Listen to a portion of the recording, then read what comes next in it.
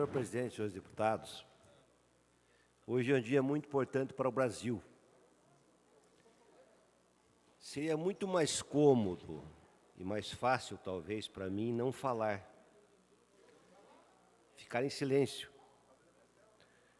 porque o clima hoje no Brasil é um clima fascistoide. Quem estudou a história do fascismo, do nazismo, na Alemanha, na Itália, sabe muito bem do que eu estou falando. Uma grande parte da população está cega pela máquina de propaganda do grande monopólio da mídia brasileira, com suas poderosas articulações internacionais, com seu projeto neoliberal perverso, que defende cotidianamente. E esse domínio da comunicação faz com que muitas pessoas acabem aderindo ao discurso do bode expiatório. Junto com ele vem o do apoio ao salvador da pátria, que está surgindo também. É a mesma lógica que levou um país culto como a Alemanha, a mãe da filosofia, o país dos grandes filósofos, a apoiar um governo e um regime que incinerou mais de 6 milhões de judeus e provocou uma guerra mundial com mais de 50 milhões de mortos. É um clima muito difícil. Não em função dos gorilas que defendem a volta ao regime militar. Alguns deles saíram às ruas de Ponta Grossa ontem. Alguns da Associação Comercial, que nós aprovamos um voto de repúdio, que defenderam a volta ao regime militar, como faz o missionário Arruda.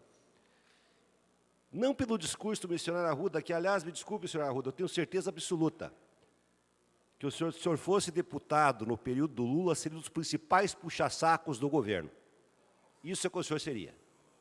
Um dos principais puxa-sacos.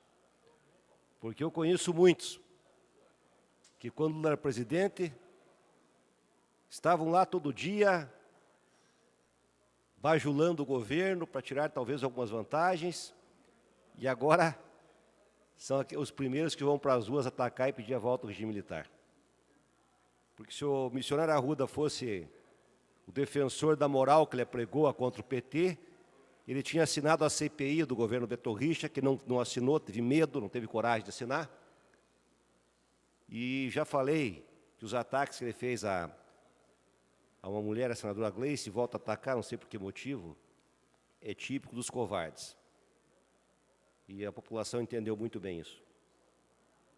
Hoje, inclusive, ele ameaça o Supremo Tribunal Federal e prega a volta dos militares. Não sei que idade tinha o missionário no regime militar, mas acredito que, se já fosse adulto naquela época, foi um dos principais apoiadores do regime cruel, que concentrou a renda e que fez tanto mal para o Brasil. Mas eu reconheço que existem pessoas bem intencionadas, pessoas sérias, alguns deles saindo às ruas para pedir a condenação do presidente Lula, e é principalmente a esses que eu dirijo meu discurso, e aqueles milhões de brasileiros que, apesar de toda essa tentativa de lavagem cerebral, continuam com a sua memória avivada e continuam reconhecendo no ex-presidente Lula uma das maiores lideranças do Brasil e da América Latina. Um presidente que saiu aprovado com quase 90% da população brasileira, o que é raro. Não existiu na história do Brasil, desde que se faz pesquisa, um presidente com tal aprovação. E na história do Brasil, o presidente Lula vai sempre estar ao lado de grandes presidentes como Juscelino Kubitschek e Getúlio Vargas. Essas pessoas, os moradores do Nordeste, sua grande maioria, que viram o que aconteceu com sua terra, esquecida e excluída durante a maior parte da nossa história, e a emancipação do Nordeste, o avanço, a modernidade, a melhoria das condições de vida do sertanejo, a transposição do São Francisco, as cisternas, milhares de cisternas, o aumento do salário mínimo, o apoio à agricultura familiar, às comunidades tradicionais, que aconteceu no governo do presidente Lula, e que hoje, se fizer uma pesquisa hoje, quando o presidente está sendo julgado, ele atinge mais de 33% da população brasileira que o apoia no primeiro turno e quase 50% que o apoia no segundo, apesar de todo o massacre, que nenhuma liderança na história do Brasil sofreu um massacre midiático tão violento, tão cruel, como Lula sofre. Essa que é a verdade. É muito fácil dizer que é obrigação de qualquer governo fazer obras, é verdade. Mas qual o governo na história do Brasil que fez transferência de renda para as pessoas mais pobres? Qual deles? A história do Brasil, com exceção do período de Getúlio Vargas, foi uma história de concentração da renda cada vez maior, e que está escancarado em qualquer estatística, apesar dos governos democráticos populares que conseguiram distribuir a renda, a concentração da renda é absurda, é dos maiores do mundo. Propriedade da terra, 2% dos grandes proprietários são donos da metade do território nacional. Quando eu era jovem, isso me revoltava. Eu fiz política por isso, para tentar contribuir para que a desigualdade fosse menor. Uma porcentagem mínima dos grandes bilionários tem renda maior que a metade do povo. Esse é o Brasil que o Lula conseguiu transformar. E cada cidadão, se olhar para a sua cidade, falar da minha cidade, eu fui prefeito em 2001, 2004, peguei a metade do governo Fernando Henrique Cardoso e a metade do Lula. O prefeito que veio depois de mim, quando o Lula começou a governar de fato, resolver as questões que herdou do Fernando Henrique Cardoso, Ponta Grossa recebeu quase 20 mil habitações populares, 12 mil para pessoas que ganham menos de 2 mil por mês. Eu fui lá no Conjunto Costa Rica, uma mulher que é chefe de família, que tem renda muito pequena, ela paga R$ 28 por mês de prestação por uma casa de 42 metros quadrados, com rede de luz, rede de água, de esgoto, com aquecimento solar e com pavimentação numa cidade como Ponta Grossa, que tem 40% das ruas de terra, sem pavimentação. Em cada lugar de Ponta Grossa que nós vamos, cada bairro, tem no mínimo um CEMEI do governo federal. A rede de esgoto chegou a quase 86%, dinheiro da Caixa Econômica, do PAC, do governo federal, na época do Lula e da Dilma. Praça do Esportes, nas vilas mais pobres. Pronatec, milhares de jovens fazendo curso técnico. Milhares de jovens estudando em escola particular, que não tinha vaga em escola pública, recebendo o FIES e o ProUni, que nunca tiveram oportunidade na vida, como tive na fronteira sul. O Paraná, que tinha uma universidade toda a sua história, mais 4 universidades, porque o Cefet foi transformado em tecnológica. A Universidade da Fronteira Sul, os institutos federais, que têm 28 campi no Paraná todo, em cidades como Jaguaraíva, em cidades como União da Vitória, em cidades como Telêmaco Borba, em cidades médias e até pequenas, dando oportunidade ao filho do agricultor, que é no assentamento do MCT, possa ser agrônomo, faça um curso técnico para aumentar a produtividade, para fazer uma bacia leiteira, para criar, para fazer criações de gado, para fazer agricultura orgânica e assim por diante. Pavimentação para as ruas, a legislação que passou a ser um direito de cada cidadão brasileiro ter escola a partir dos 4 anos de idade. Nós sabemos o que representa isso. A universalização do ensino médio, as escolas técnicas, a universidade bilíngue lá de Foz do Iguaçu. Eu podia ficar 2 horas falando aqui das realizações desse governo, o aumento do salário mínimo acima da inflação, o Pronaf para a agricultura familiar, que era de 2,5 bilhões de Fernando Henrique Cardoso, passou a ser 28 bilhões de reais. As máquinas, os ônibus escolares, o apoio à democracia. Aliás, a Lava Jato existe porque o governo Lula e o governo Dilma mudaram a legislação, dando autonomia ao Ministério Público, autonomia que a Polícia Federal não tinha. E o que aconteceu é que a Lava Jato mostrou o sistema político brasileiro, como é que ele funciona, que é um sistema baseado no dinheiro. E o PT sucumbiu a essa lógica dominante, isso tem que ser dito em alto som, e é verdade, tem que ser criticado, e as pessoas que cometeram crime estão pagando. Agora, era importante que o missionário Arruda dissesse qual o crime que o Lula cometeu. A pessoa põe qual o crime que ele está sendo acusado. Qual é o crime? Por que o acusam? Por ser dono de um apartamento que não lhe pertence? O processo sobre esse prédio dos bancários de São Paulo foi julgado em São Paulo e todos os réus foram absolvidos, todos. Com exceção de Lula, que tinha que ser julgado em São Paulo, mas o Moro trouxe para si um erro técnico nesse processo, para ele julgar. porque o seu Dallagnol e os procuradores já passaram, quando isso é apresentado à televisão, passaram lá uma pirâmide que o grande chefe era Lula. Então, Lula é o grande ladrão, temos que achar alguma coisa que o condene. Temos que descobrir de alguma forma, porque nós temos convicção que ele é o chefe responsável pela Lava Jato e pela corrupção no Brasil.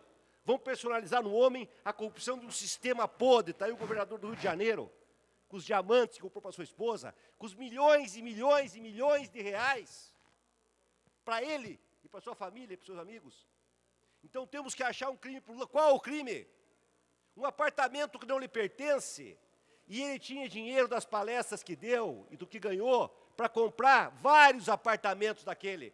Ah, o crime foi porque depois de ser presidente, o Lula foi visitar o apartamento, ele tinha uma cota, estava negociando com a OAS, o Léo Pinheiro foi lá receber o Lula. Isso é crime. Um homem que saiu com os maiores lideranças do mundo.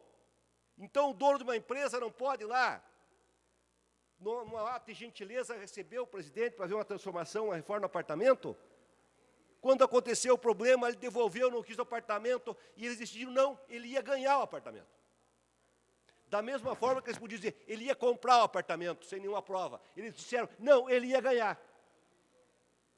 Porque o Léo Pinheiro, que deu 2 depoimentos de delação, nunca falou Lula no terceiro para ganhar. Na delação, ele disse que sim, que ele ia dar um apartamento para o Lula por causa de benefícios que sofreu, e nem isso foi reconhecido pelo próprio Moro. Esse é o motivo que estão condenando o Lula, tem que ficar bem claro. Não é por causa da corrupção do Lava Jato. Não é. Eles tiveram que encontrar uma prova, não tendo prova, apelaram para o domínio do fato, para a intuição do juiz, pegando um direito considerado de transação que é diferente do brasileiro. Se a gente assistisse, esquecesse um pouco da Rede Globo, dessa lavagem cerebral, e se dedicasse a estudar o problema, assistisse à televisão, 3 juristas falando, das mais alto renome internacional, ele mostra o seguinte, no direito de transação que o Moro copia, para um político ser investigado, passa por um júri de 3 cidadãos, para aceitar a investigação ou não, se é feita, para não politizar. Segundo, tem 3 juízes do processo.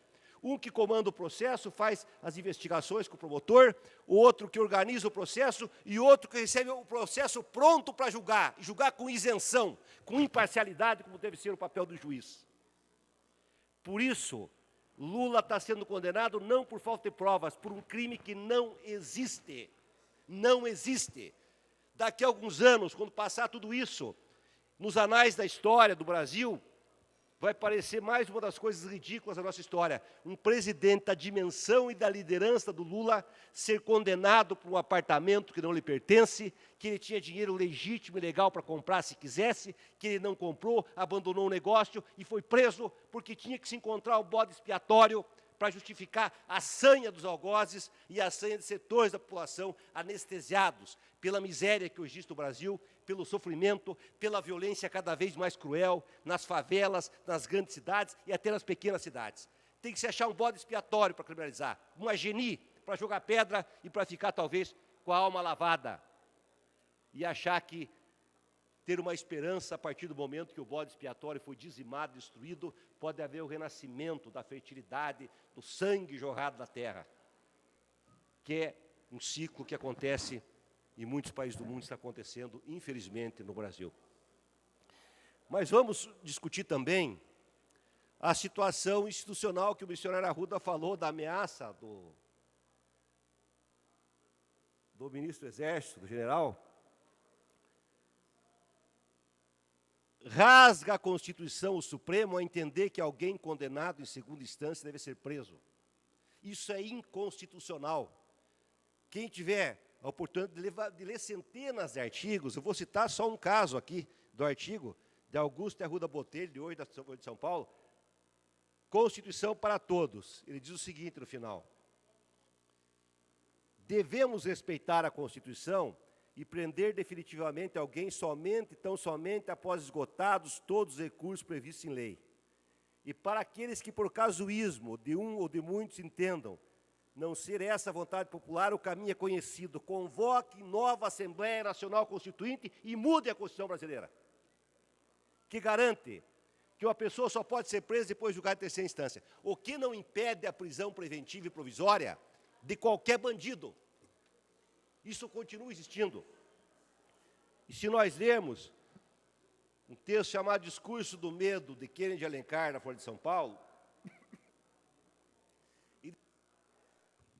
Vossa Excelência tem o tempo para concluir, existe deputado uma Pérez. DIN para o Supremo julgar, questionando uma decisão do Supremo que afronta a Constituição ao liberar a prisão em segunda instância.